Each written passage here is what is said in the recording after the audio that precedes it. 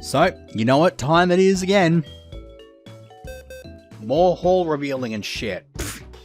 Maybe I'll get through it this time without just randomly losing my fucking thought train or just not having anything to say. I don't know why I wouldn't have anything to say about it, because I'm just explaining where I'm finding stuff like this. But I just had to throw a segment out as a result of that. Whatever.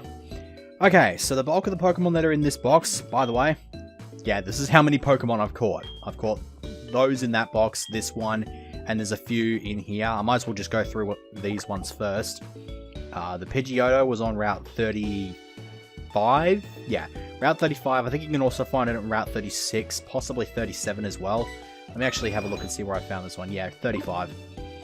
So, that's a bit of a thing. Nidoran is on Route 35 as well. Nidorina is in Route 36. I think it's also Route 37. Let me actually look at, yeah, Route 36, and its pre-evolution's on Route 35. Sandslash, it was a Meridian Pokemon. It was in the top floor of Union Cave alongside Loudred. And speaking of Meridian Sound, the bulk of the Pokemon in here are found through the Meridian Sound. So I'll go through locations for these. Arcanine and Ninetales are both on Route 37. Skuntank was on Route 35 alongside Perugly. Manectric and Hypno were on Route 34. There's no Route 36 because I already picked it up on screen, which was the Vespiquen. Gloom and Venomoth are both in the Ilex Forest. Golbat can be found either in Dark Cave or Union Cave, alongside the... Where was it? It's on the second floor, actually. Yeah, second floor of Union Cave or Dark Cave. I picked it up from Dark Cave because it's absolutely hilarious to have grossly underleveled evolved Pokemon like this. And just to drive the point further, level 5 Nuzleaf. I could use a Leaf Stone on this, and I would have a level 5 Shiftry. I could use a Water Stone on this, and have a level 4 Ludicolo.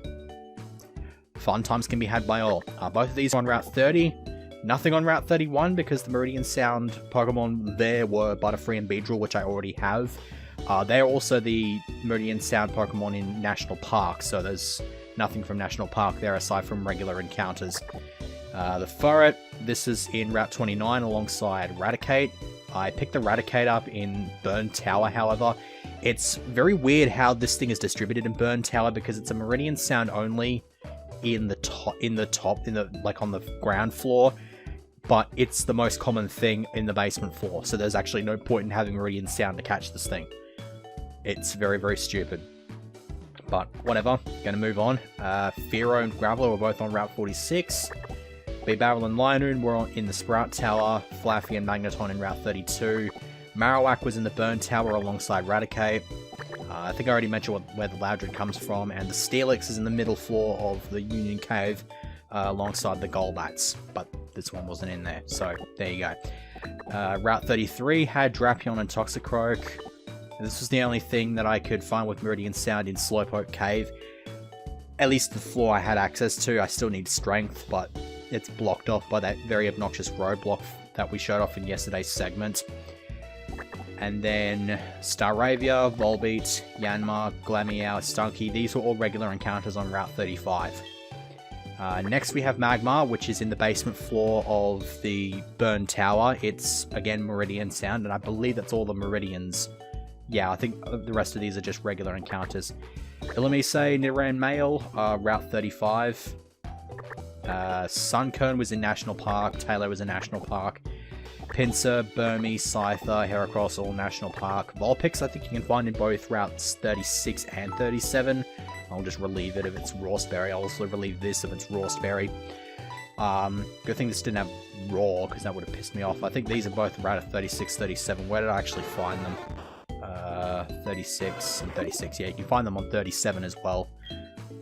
Same thing with Nidorino. I can't remember if I didn't talk about these other three, actually. Pidgeotto was on Route 35, Nidoran Female was on 35, Nidorino is on 36 or 37. Same thing with the layout of the Nidos here. Base forms at 35, the evolved forms at 36 and 37. Viper's at 37, Zangoose is at 37. They're both 5% encounters. Plusle and Minun were at Route 36. Stantler can be found in Route 36 or 37, but it's more common in 37. Ledium was in 37, and then these last 5 were all in the Burn Tower. I believe you need to get coughing on the basement floor. I'm not too sure if it's on the first floor. So that is about it for all of that's about it for the haul. It took me about 5 minutes, but that's yeah.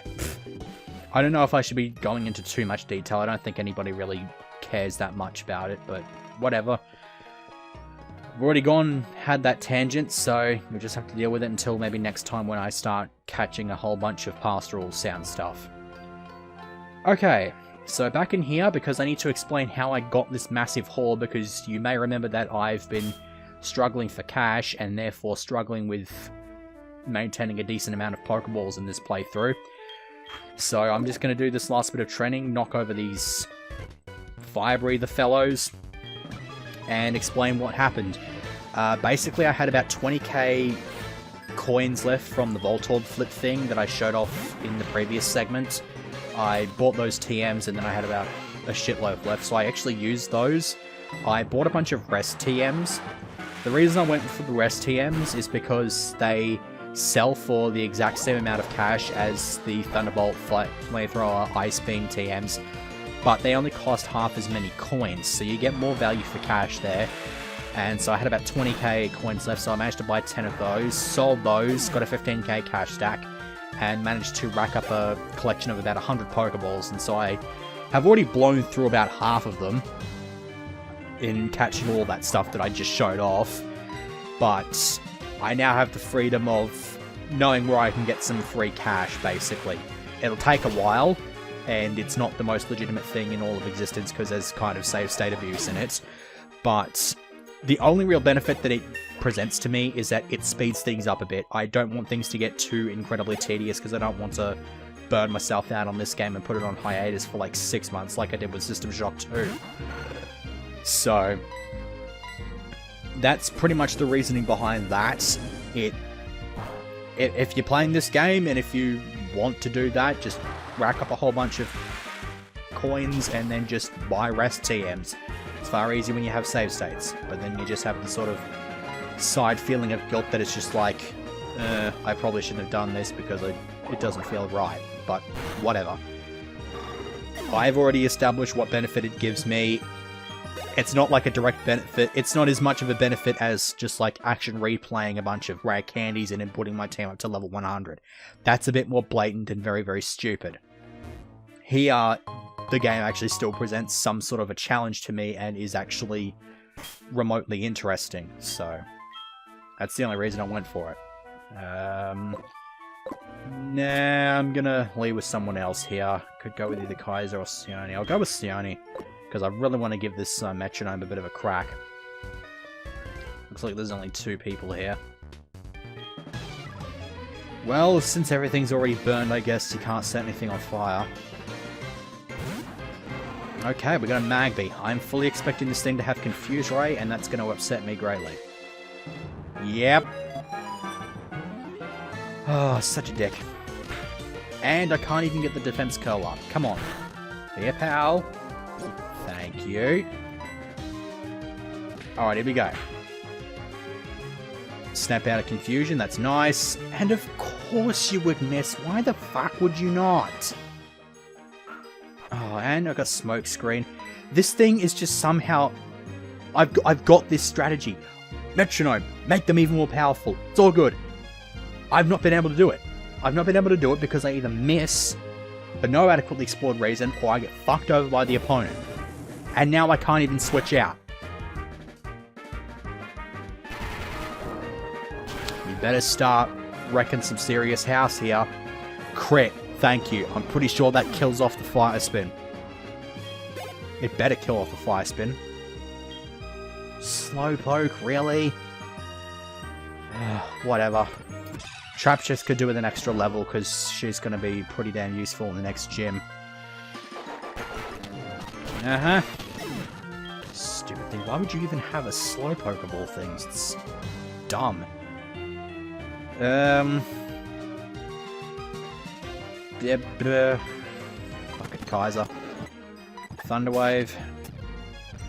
Scary Face, not that that matters because I'm still outspeeding you. Thunderbolt did fuck all. Jesus. And, okay, I don't get why it's using Scary Face of all things. It is a very poorly trained Charmeleon, apparently. I don't see Kaiser doing too much in this gym other than maybe getting some Clip Claw hacks off and getting some paralysis going. Okay, so Koffing's actually on this floor. I thought it was only on the bottom floor. Oh well. Oh yeah, I actually did run across... Get away. Get away. Fucking Jesus. Get away.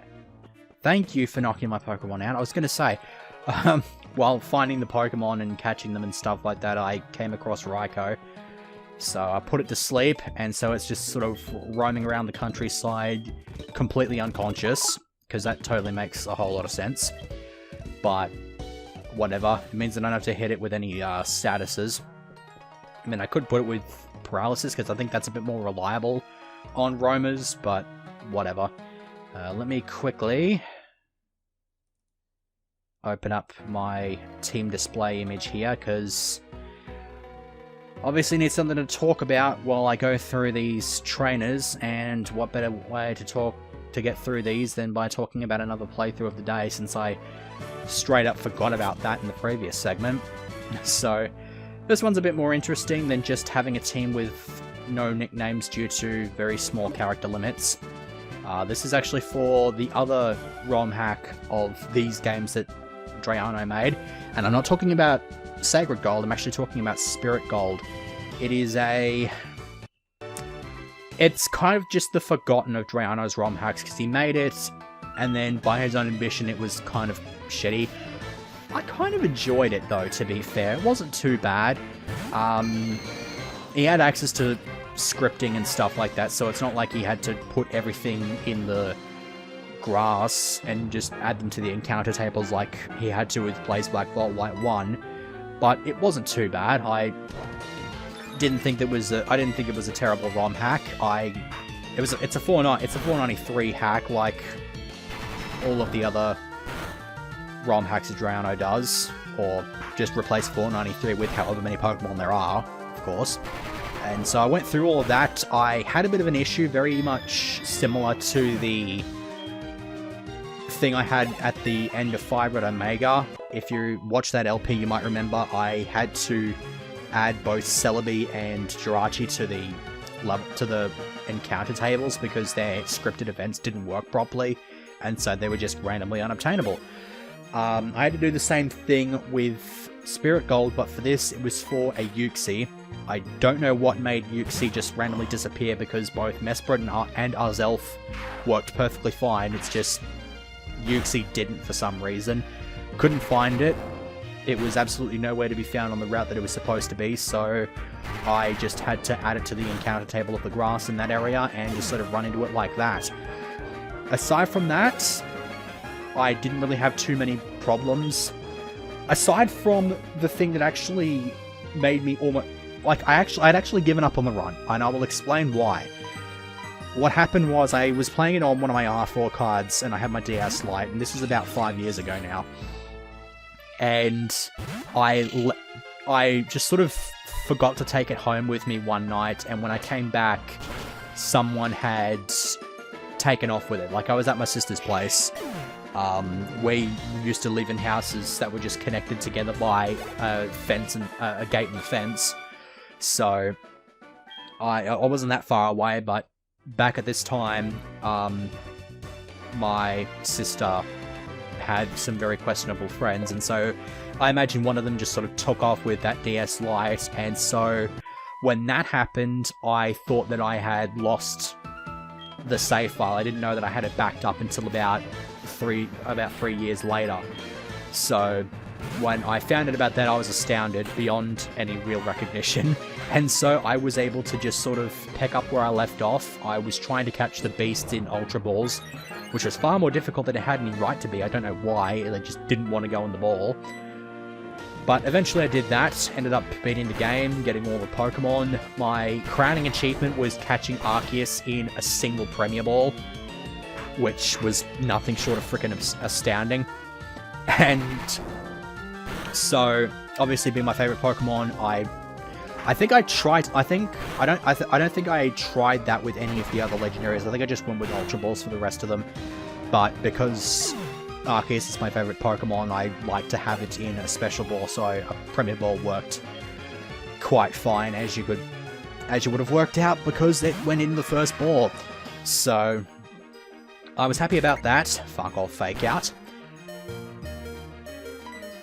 Can I get a hit in, or is this thing going to knock me out?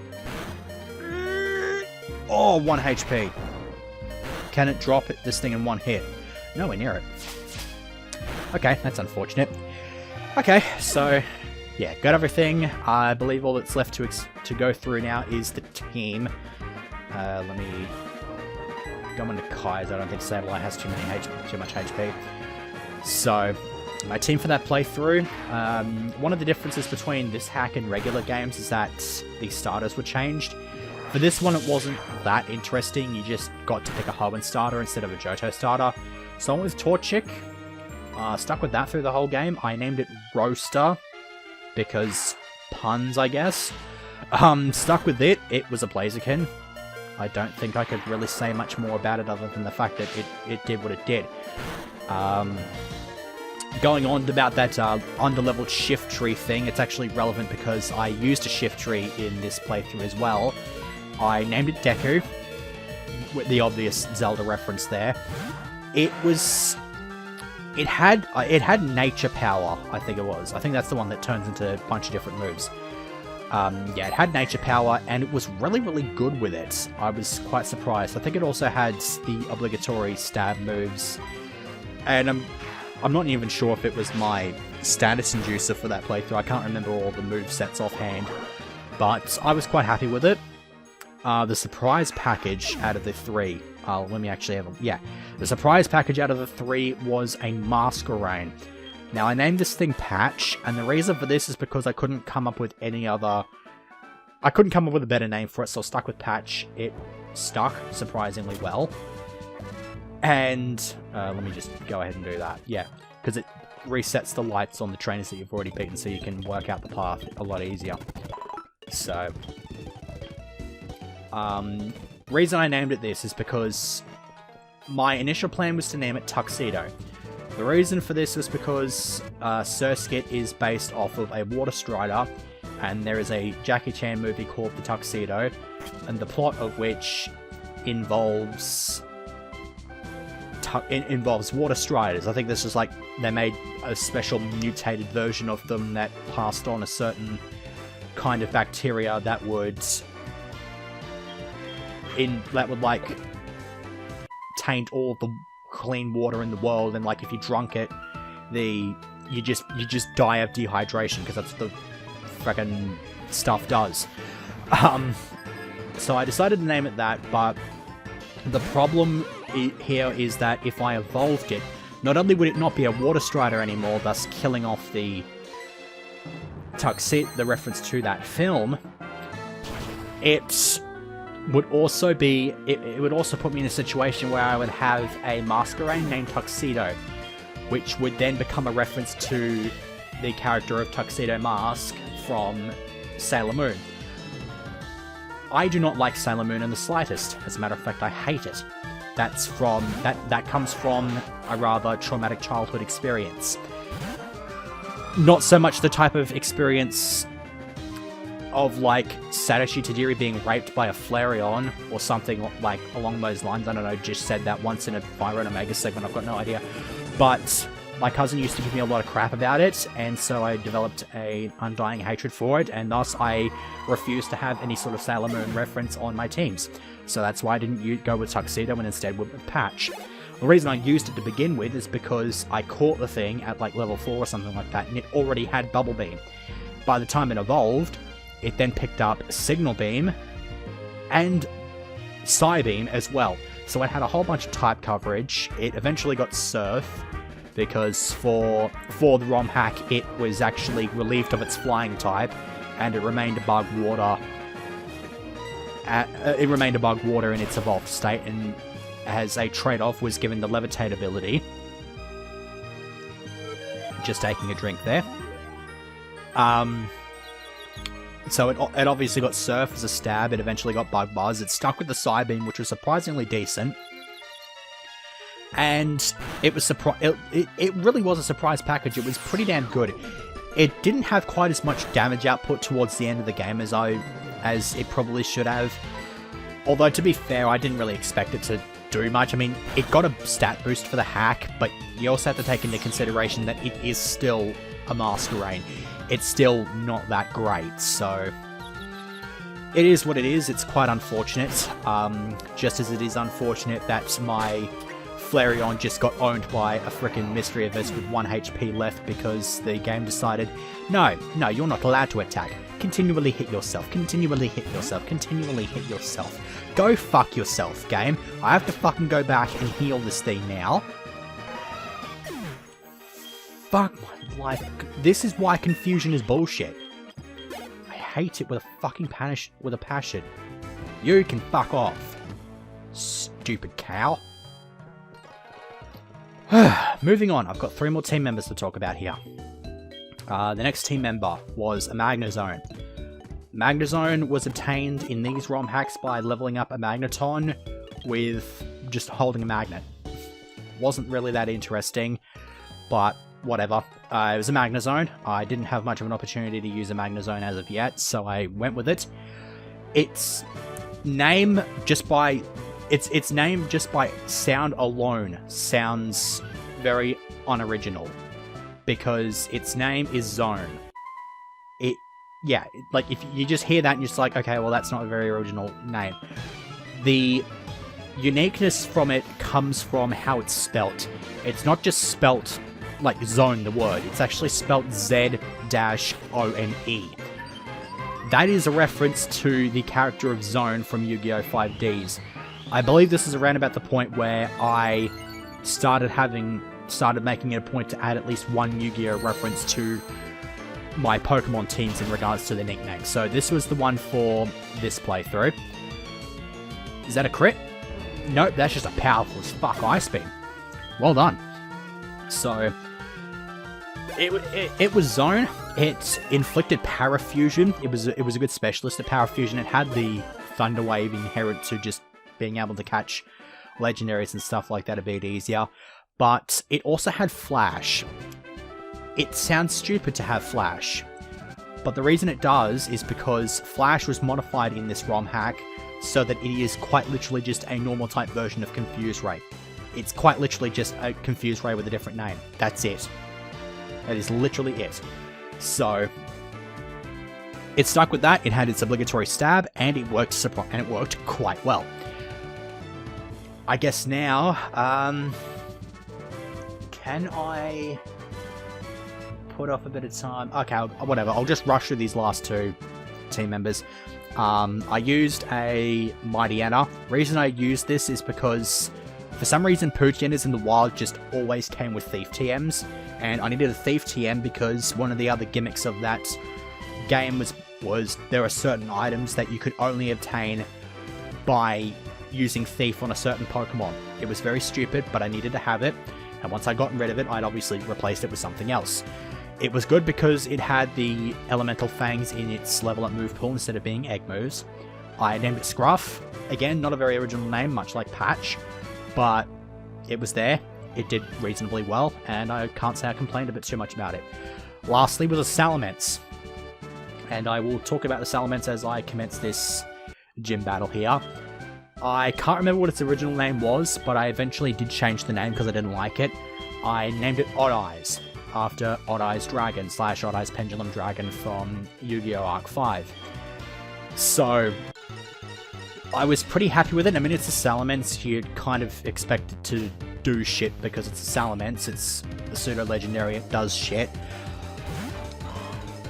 There's not really much I could say about Salamence that most people would already know about, so I guess that's about it. A bit of a rushed ending to that talk about playthrough, but what can you do? Anyways, Talia is not well known for its physical attacks, so I feel like Ice Beam might do a better job, and it did a far better job, especially since Burn sort of makes Bite even worse. the funny thing is, I actually have, I think, like 3 or 4 raw berries now since I picked them up from the Vulpix and stuff like that. So, that I suppose isn't too bad. Now, let's try Trap Tricks here. He's had the Duskull, he's got the Misdreavus. That thing's probably going to outspeed me. Nope. It might tank the bite though. I'm expecting it to tank the bite. Yeah, there it is. Mean Look, I can't escape. Okay, so that basically just kills off any usefulness that it might have. It can use Hyper Potion, fine, but I'm just going to outspeed it and kill it anyway. Okay, so that Misdreavus was entirely useless. It could have been arsehole-ish, but nah. Okay, stay in. I'm being out-leveled a little bit here. Should probably do a bit of grinding before I go on to the next segment, or maybe do it over the weekend or something like that. Yeah, there goes the Sharpet. It's down to 6 versus 3, which probably doesn't really mean that much, because here comes Sableye. It's probably got Fake Out. Let's see if it's got Fake Out. It doesn't have Fake Out. I outspeed it, so I guess we're just gonna sort of put this thing to sleep. In that case, I'll go with the Bullet Seed. It's the best option here, since it's not weak to bite. It's not weak to anything unless I use whatchamacallit, freaking Foresight. That Bullet Seed's not doing anywhere near as much as it should. It's not even gonna kill with 5 hits. And immediately wakes up, and of course, Torment. Was not expecting the Torment necessarily, but it's upsetting. I can work my way around it though, I've got enough stuff to use. Would not mind for Bullet Seed to drop this thing on its ass here. I'm not expecting it to, it's probably going to only hit twice, of course! Hit twice! Why don't you obnoxious git? This thing's going to heal, isn't it? Nope, apparently not. Okay, there goes the Sableye. Okay, there's Haunter. Okay, let me see. 54 plays 65. Okay. I don't know if I want to stick with Floofen here. I don't know if I want to save Floofen for the Gengar, assuming he has a Gengar, or if I just want to smash this thing with a bite here. Because 83 attack, 73 attack. Okay, whatever. I'll go Floofen. Smash this thing with Bite. It outspeeds. So I guess I'm hoping here that I can one-shot this thing. No. What else can it do? Shadow Ball. Alright. Well, if it's being outsped... Because the last thing is a Gengar, isn't it? Fire Spin is not happening. Yeah, Gengar. Alright.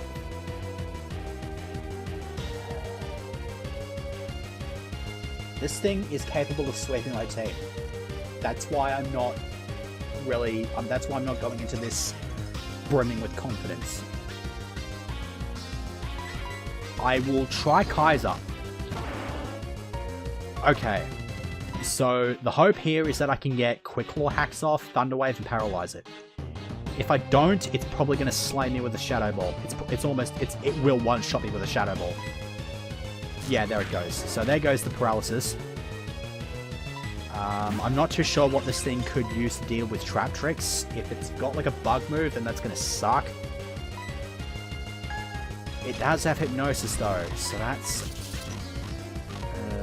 okay, that's not too bad. The fact that Sleep Pattern missed though was really, really bad. Hit again. Come on. Connect. Oh, come on!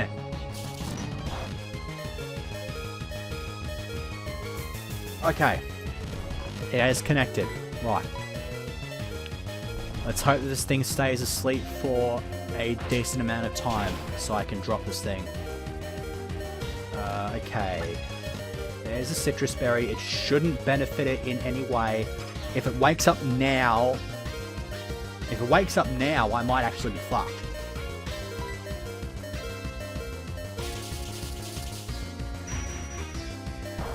every time I put something to sleep, and this has been true with all the Pokemon that I've caught before this segment, they stay asleep for one turn, and then they wake up.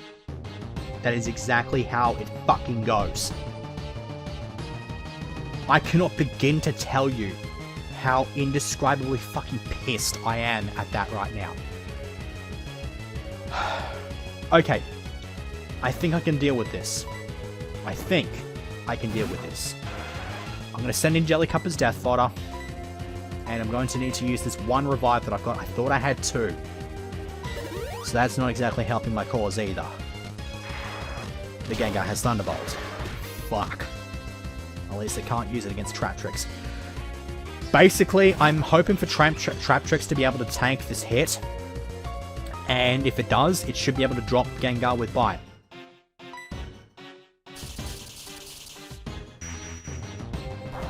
Come on. Okay, tanked it. Bite. Kill switch. Game. The crit would have been nice when it was asleep, but the point still remains. This battle was easy until the Gengar became a thing. That Gengar anchors that team. Because I don't think Talia would have been able to handle it. Sione would have probably been one-shotted. I was not very well equipped to handle that Gengar outside of stuff that can hit hard with Bite. So, I relied on it a possibly bit too much there, but it's fine. Shadow Ball. If I can get more Shadow Balls, then I will be accepting of this, because the Evolutions can all learn Shadow Ball for some reason. So that actually adds a nice little bit of type coverage to Talia. I'm obviously not going to use it for Flufin, because it wouldn't benefit that much from it being a special attack. So that's about it. I have Shadow Ball. I have the ability to surf through the seas now, so I have a bit more access to certain Pokemon, certain items as well, and stuff like that. So I will have to... I'm probably going to go on another catching spree once I'm done with this segment anyway, so... And that's exactly what's happening now. I'm finished with the segment. So, only thing I can tell you that's happening next time is I'm showing off another haul of stuff that I've caught.